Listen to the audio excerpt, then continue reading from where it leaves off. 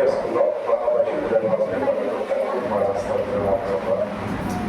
తండ్రి మీకు సులువుగా పలికిన మాటలు ధ్యానిస్తూ నీ యొక్క మాటలను ప్రభు వాటి అంతరార్థాన్ని ప్రభు గ్రహించుకుని జ్ఞానాన్ని దయచేయమని చెప్పండి. ముఖ్యంగా ప్రభు అన్నప్పుడు ఎన్నికైన వాడు ప్రభు తన నామాన్ని వ్యక్తం ప్రభు అన్ని నీ యొక్క మాట మాకు తెలిసేయమని చెప్పండి. మంచి రాజులో అండి అందరికీ. సో మొదటిగా ఒక విషయం చెప్పాలనుకుంటున్నాను. అందరికీ హ్యాపీ గుడ్ ఫ్రైడే అండి. అంటే బేసిక్గా ఎవరైనా చనిపోయినప్పుడు ఏమంటారంటే ఇట్స్ ఎ బ్లాక్ డే అనో లేకపోతే బ్యాడ్ డే అనో ఇలా మాట్లాడతాం కదా. కానీ ప్రపంచంలో ఇప్పుడు వచ్చి ఒక ఆయన అప్పుడు చనిపోయినప్పుడు ఏమన్నారంటే గుడ్ ఫ్రైడే అని అన్నారు. అంటే మంచి శుక్రవారం, ఇంకా కరెక్ట్గా మాట్లాడాలంటే శుభ శుక్రవారం. మనందరికీ తెలిసిన విషయం అనుకుంటున్నారు. సో అంటే ఏంటంటే అందరికీ శుభం కలిగింది ఆయన మరణం వల్ల, అందరికీ శుభం కలిగింది. అందుకనే దీన్ని శుభ శుక్రవారం అన్నారు. ఓకేనా? మొదటి మాటకు మనం ఒకసారి లోక 23వ అధ్యాయం.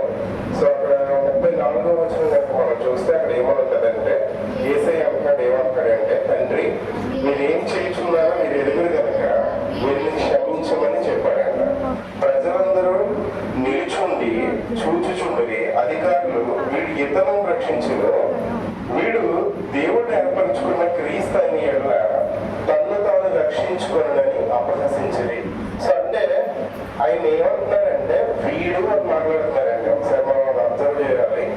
ఓకేనా? అంటే బేసిక్ గా ఎవరైనా చనిపోయినప్పుడు మనందరికీ తెలిసిన విషయం ఏది.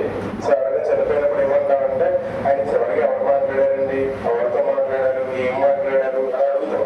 ఎందుకంటే వాళ్ళ చివరి మాట గుర్తుండిపోతుంది. వాళ్ళ జీవితం అంతా కూడా వాళ్ళకి తెలిసిపోతుంది మనం చచ్చిపోతున్నాం అనే విషయం వాళ్ళకి తెలిసినప్పుడు వాళ్ళు ఎలా మాట్లాడతారంటే సో వాళ్ళ ఉద్దేశాన్ని తెలియజేస్తారు. ఓకేనా? ఫర్ ఎగ్జాంపుల్ అలెగ్జాండర్ చచ్చిపోయేటప్పుడు ఏమన్నాడంటే నా చేతులు బయటికి పెట్టి తీసుకెళ్ళండి, నా వజ్రాలన్నీ కూడా రోడ్డు అంట పరిచేయండి, నా సమాధి పెట్టి వైద్యులు నవ్వింది అని చెప్పాడు. ఎందుకని ఈ లోకంలో నువ్వు ఎంత సంపాదించినా అంతా ఇక్కడ ఉండిపోద్ది, ఏదో రోజు నువ్వు చచ్చిపోతావు అని చెప్పడం కోసం. అంటే ఇక్కడ కూడా యేసయ్యనంట సిలువ వేశారంట. సిలువ వేస్తే ఆయన మాట్లాడుతున్న మొట్టమొదటి మాట ఏంటంటే తండ్రి మీరేం చేస్తున్నారో మీరు తెలియదు కనుక వీరిని క్షమించండి అని. ఒక్కసారి కనుక మనం ఆలోచిస్తే యేసయ్యనంట మొహం మీద ఉమ్ములేశారంట. ఎవరైనా మన మీద ఉమ్మేస్తే మనం ఊరుకుంటామా? మనల్ని చూసి ఇక్కడ ఉమ్మేస్తే ఊరుకుంటామా? కానీ యేసయ్య మీద అంటే ఉమ్ములేశారంట. ఆయన కొట్టి నువ్వు ఎవరు కొట్టారని చెప్పి చూద్దాం అన్నారంట. ఆయన మీద మొగలు గీరడం పెట్టి గట్టిగా గుచ్చేశారంట. ఆయన్ని కొరడాలతో కొట్టి లాగుతుంటే ఆయన వీపు అంతా చీలిపోయిందంట. ఆ వీపు అంతా చీలిపోయి రక్తం అంతా కారిపోతుంటే, ఓకేనా, రక్తం అంతా కారిపోతుంటే ఏమంటున్నారు తెలుసా? ఇక్కడ ఉంది కదా వీడు ఇతరులను రక్షించను అంటే. ఒకసారి మీరు ఆ కొరడ కూడా మీ అందరికీ మనందరికీ తెలిసిన విషయమే, నేను కొత్త విషయాలు ఏమీ చెప్పట్లేదు. కానీ యేసయ్యని కొట్టిన కొరడ ఎలా ఉంటుందంటే సో కొన్ని పార్ట్స్ లో ఉంటుంది. అంటే ఇలా ఒక గుర్తులో ఉంటుంది. మన తాళం గుర్తు ఉంటుంది కదా, మన తాళం గుర్తు ఉంటుంది కదా, అలా ఉంటుంది. అంటే ఇవన్నీ ఎలా ఉంటాయంటే ఎముకలతో తయారు చేశారంట, లోహాలతో తయారు చేశారంట. ఒకసారి అర్థం చేసుకోండి, మేకులతో కొన్ని మేకులను మనం తాడి కింద కట్టాము, కొట్టామనుకోండి ఏమవుతుంది? గట్టిగా తగులుతుంది కదా. కానీ ఇది ఎలా ఉంటుందంటే గ్రిప్ లో ఉంటుంది, ఇలా పట్టుకోవడానికి ఉంటుంది. మనం సినిమాలో కూడా చూస్తాం, ఫ్యాషన్ ఆఫ్ ద క్రైస్ట్ సినిమాలో కూడా చూస్తాం. కొరడాన్ని ఇలా బెంచికేసి కొడతారు ఫస్టింగ్ ఇలా కొట్టి ఇలా లాగేటప్పటికి బెంచ్ అంటే చెక్క ఏమైపోతుంది, మొత్తం ఇలా లెగిసిపోతుంది. అటువంటిది యేసయ్య మీదంట కొడుతుంటే అలా కొట్టి లాగుతుంటే మొత్తం చర్మం అంతా చీలిపోయిందంట. బేసిక్ మనకు చిన్న దెబ్బ తగిలితే మనం ఏమంటాం? అమ్మాయిని నడిచేస్తాం కదా, గట్టిగా ఏడ్చేస్తాం కదా, చిన్న దెబ్బ తగిలితే రావలేకపోతాం కదా అలా. కానీ ఇక్కడంటే బైబిల్లో మాట ఉంటుంది, ఎవరంటదంటే ఆయన నోరు తెరవలేదు. నిజం, ఆయన నోరు తెరవలేదంట. ఓకేనా? నోరు తెరవలేదా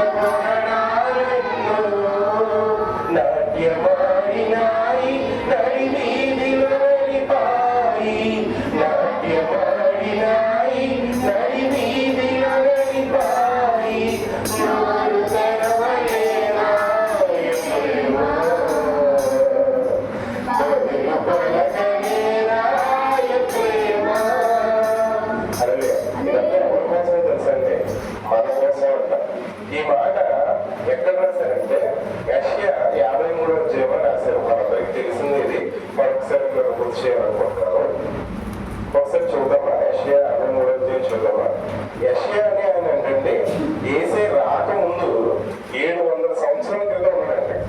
ఆయన రాశాడంటే ఏమని, మన కోసం ఒక ఆయన వస్తాడు, ఆయన మన పాపపు శిక్ష అంతా ఆయన భరిస్తాడు.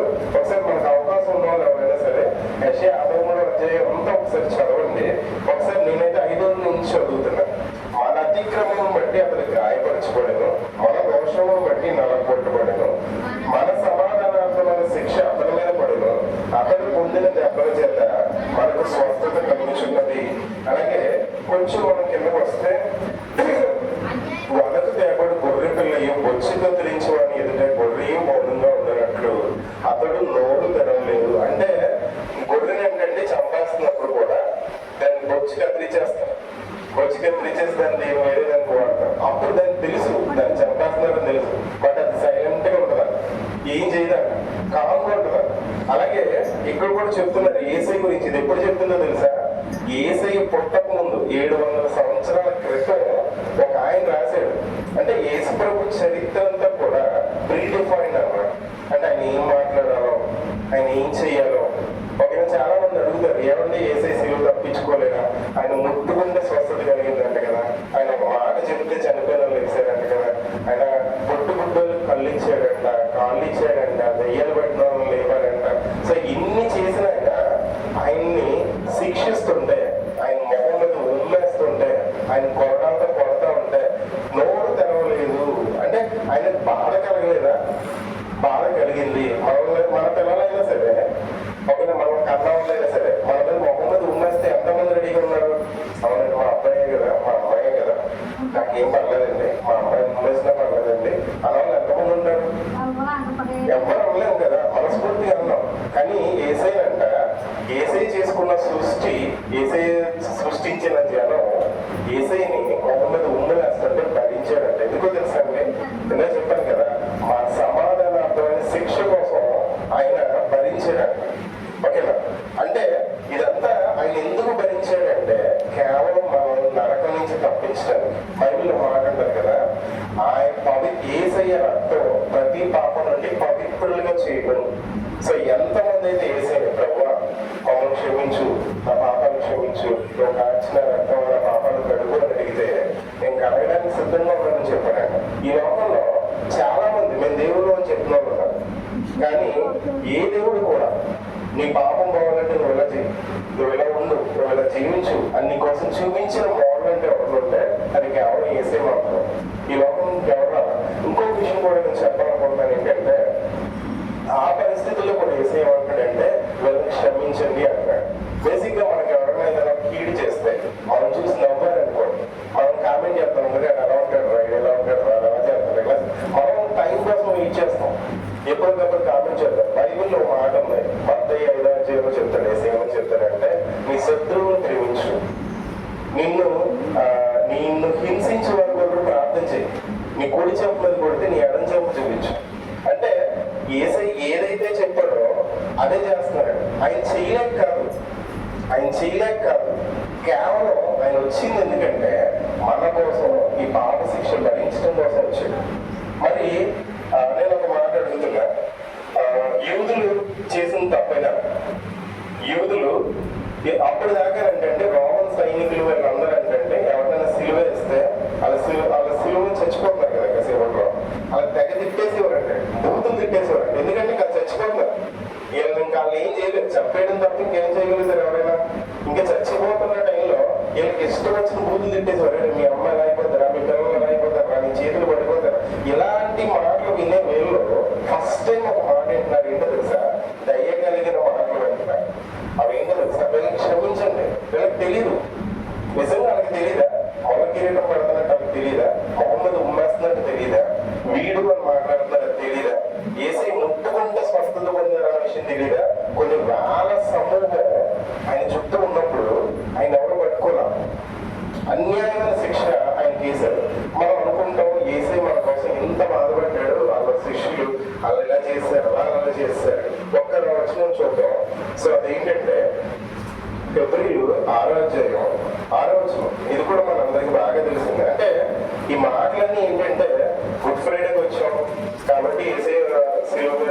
వాటిని ధ్యానిస్తాం. క్రిస్మస్కి వస్తాం, యేసయ్య గురించి చెప్పిన ప్రవచనాలు వింటాం, వెళ్ళిపోతాం. లేకపోతే మళ్ళీ ఈస్టర్ వస్తుంది, ఈస్టర్ గురించి అంటే మనం ఎలా ఉంటున్నాం అంటే ఎప్పటికప్పుడు ఏ వాక్యం చేస్తే వాక్యం వింటున్నాం, చదువుతున్నాం, ఓకే వెరీ గుడ్, అక్కడికి అంటే మనం ఒక ఆచారంగా చేసేస్తున్నాం మేము. అంటే విని వదిలేయద్దు. ఇప్పుడు ఈ మాటలు మనకి వినబడుతున్నాయంటే అర్థం ఏంటో తెలుసా? దేవుడు మనతో మాట్లాడుతున్నట్టే, నాతో మాట్లాడుతున్నట్టే. ఒకసారి ఆ వచనం చూద్దాం. ఒకసారి ఫిబ్రవరి తీయండి ఒకసారి. దేవుని దివ్య వాక్యములు రైట్, ఫిబ్రవరి 6వ అధ్యాయం 6వ వచనం దేవుని వాక్యములు రాబో యుగ సంబంధము శక్తుల ప్రభావం అనుభవించిన తర్వాత తప్పిపోయిన వాడు తమ విషయంలో దేవుని కుమారుని మరలా సిలువ వేయచ్చు బాహాటంగా ఆయన అవమానపరుచున్నారు. అంటే ఏసైనంట సిలువ వేశారు కదా, ఏసై మీరు ఇక్కడ ఉన్న వాళ్ళు ఎంతమంది సిలువ వేయడానికి రెడీ ఉన్నారు? ఎంతమంది ఏసై చేతుల్లో మేకులు పెట్టి కొట్టడానికి సిద్ధంగా ఉన్నారు? సో మనం ఆ సినిమాలో కూడా చూస్తాం. ఎలా చూస్తామంటే ఒక చేతిలో మేకు కొడతారు, ఒక చేతిలో మేకు కొడతారు, ఇలా కొడతారు. ఈ చేతికి సరిపోదు, ఈ చేతికి సిలువకి సరిపోతే ఏం చేస్తాడంటే తాడు ఇలా కట్టేసి దాన్ని ఇలా లాగుతాడు. ఇలా లాగేటప్పటికి ఆ సరిగ్గా ఆ చెయ్యి అక్కడికి వెళ్ళేటప్పటికి ఇక్కడ నుంచి ఏదో చీలినట్టు సౌండ్ వస్తుంది. అంటే చిరిగిపోయింది అనమాట, ఆయన దేహం చిరిగిపోయింది. అంత క్రూరంగా ఆయన హింసించబడడానికి కారణం ఉంటుంది తెలుసా? మనం చేసిన పాపమే. ఇప్పుడు ఫర్ ఎగ్జాంపుల్ రోడ్డు మీద ఒక యాక్సిడెంట్ అయింది, పొరవడు వచ్చి ఏదో చేసాడు. సో అప్పుడు వాళ్ళ నాన్న వచ్చాడు. వాళ్ళ నాన్న వచ్చి ఏదైతే జరిగిందో నష్టపరిహారం, వాళ్ళ నాన్న నష్టపరిహారం ఇచ్చేసి డబ్బులు ఇచ్చేసి ఎవరైతే గాయాలు ఉన్నారో అతనికి డబ్బులు ఇచ్చి వైద్యం చేయించి అవసరమైతే ఆ శిక్ష కూడా అతను తీసుకోవడానికి సిద్ధంగా ఉంటాడు. సేమ్ థింగ్ ఏసై కూడా అదే చేశాడు. అంటే మనకి రావాల్సిన పాపం శిక్షను తొలగించడం కోసం. ఓకేనా? ఇప్పుడు చాలా మందికి ఒకప్పుడు ఇల్లు ఉండేది కదా, తాటే ఇంట్లో ఉండేవాడు. ఓకేనా? ఇప్పుడు అతను సంపాదించాడు అనుకోండి, ఇప్పుడు అతని కొడుకు ఎక్కడి నుంచి రావాలి? మళ్ళీ తాటే నుంచి రావాలా? నేను తాటేకి నుంచి వచ్చాను కాబట్టి నా కొడుకు కూడా ఎక్కడి నుంచి రావాలి? తాటేకి నుంచి రావాలని నువ్వు అంటారు ఎవరైనా? రిక్షా దొరికేతను ఉన్నాడు. ఇప్పుడు ఈ రోజు అతను బాగా సెటిల్ అయ్యాడు, కార్లు కొన్నాడు. ఇప్పుడు ఆ కొడుకు ఎక్కడ తిరగాలి? రిక్షాలో తిరగాల, కారులో తిరగాల?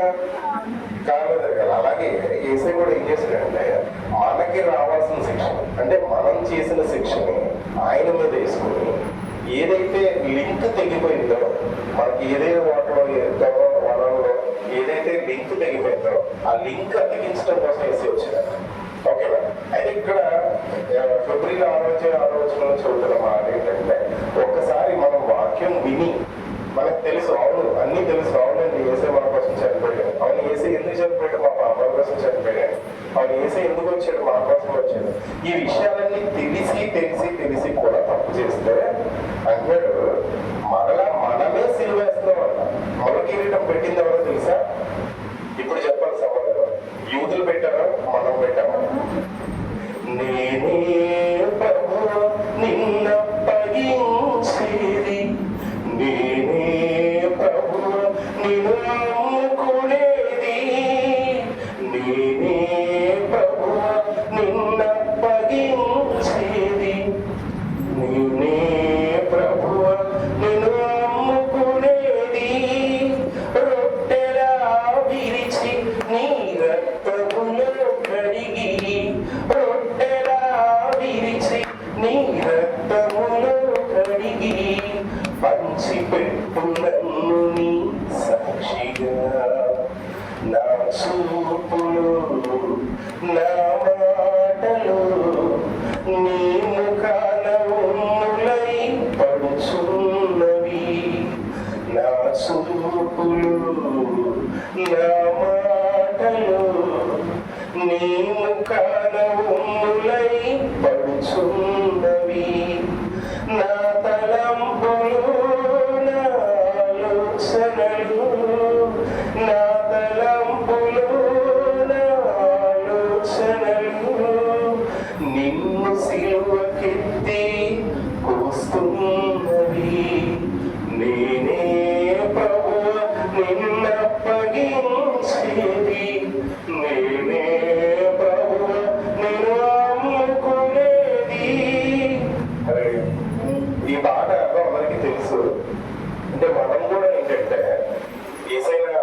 ఏసైని హింసించారు, ఏసై బాధపడ్డారు అంటాం కానీ నిజానికి ఏసై ఎక్కువ ఎక్కడ బాధపడుతున్నారు తెలుసా? మన మాటల వల్ల. అంటే ఏసై చనిపోయే పరిస్థితుల్లో కూడా ఆ శత్రువులు ప్రేమిస్తున్నారు, వాళ్ళ ఇంట్లో క్షమించగలుగుతున్నారు. మరి మనం ఇక్కడ లోన్లో ఎంతమంది ఇతరులను క్షమించగలుగుతున్నాం? అది మనం చెక్ చేసుకోవాల్సిన ప్రశ్న. సో కొన్నిసార్లు ఎలా ఉంటుందంటే నేను చావైనా చేస్తాను కానీ ఆయన జీవితంలో నేను క్షమించాను. మరి మనం క్రైస్తవం అని చెప్పుకుంటున్నాం, ఓకేనా? క్రీస్తు మనకు మాదిరిగా ఉండాలని చెప్పుకుంటున్నాం. అన్ని విషయంలోనంట ఆయన మనకు మాదిరి చెల్లాడంట. ప్రార్థనగా చేయాలో, వాక్యమగా చదవాలో, మనిషి ఎలా జీవించాలో, ఎలా మాట్లాడాలో, ప్రతి విషయంలో మనకు మాదిరి చూపించాడంట. ఇప్పుడు ఒక బైక్ తయారు చేశాడు అనుకోండి ఎవరైనా, ఆ బైక్ ఎలా నడపాలో కూడా చెప్పాలి.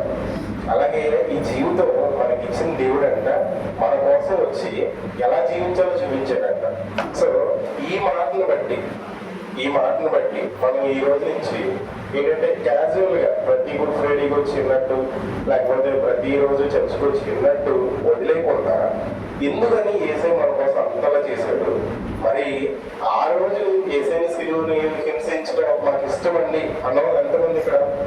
ఏసై కొరడా దెబ్బతడం కరెక్ట్, ఏసై మొగకిరీటం పెట్టుకోవడం కరెక్ట్, ఏసైకి చేతుల్లో మేకలు కొట్టేయడం కరెక్ట్, కాలంలో మేకలు కొట్టేయడం కరెక్ట్ అన్నవాళ్ళు ఎంతమంది? ఒకసారి రైజ్ చేస్తారా? కొన్ని ఇష్టం లేదన్న చేయిస్తారా ప్లీజ్? ఒక్కసారి ఏసై అంతగా శ్రమపడటం మాకు ఇష్టం లేదు అన్నవాళ్ళు, శ్రమపడటం మాకు ఇష్టం లేదు అన్నవాళ్ళందరూ ఏం చేయాలి తెలుసా? మనం మన మాటలతో, మనం మన చూపులతో, మనం మన జీవితంతో ఏసైని మళ్ళీ గాయపరచకుండా ఉండాలి. మనం ఏసైకి ఇష్టంగా జీవించాలి, ఓకేనా? అదే ఈ మాటలతో చిన్న ప్రయత్నం చేసుకోవాలి. పాప జీవితంలో తండ్రి తండ్రి సిలువలో ఉండి కూడా ప్రభావ, చనిపోయే చివరి నిమిషంలో కూడా ప్రభావ నీ యొక్క ప్రేమను మాకు తెలియజేశానయ్యా. తన ప్రభావ నిజమే ప్రభావ తండ్రి, మేమే మిమ్మల్ని బాగా సిలువ వేస్తున్నాం ప్రభావ. దాన్ని మా మాటలతో, మా చూపులతో, మా క్రియలతో ప్రభావ నీకు ఇష్టమైన జీవితం జీవిస్తూ నీకు ఆయాసకరంగా ఉంటున్నాం ప్రభావ. నువ్వు కార్చిన పరిశుద్ధ రక్తంలో మమ్మల్ని కడగమని ఇప్పుడున్న ప్రతి బిడ్డను మేము రక్షించుకొని ప్రభావం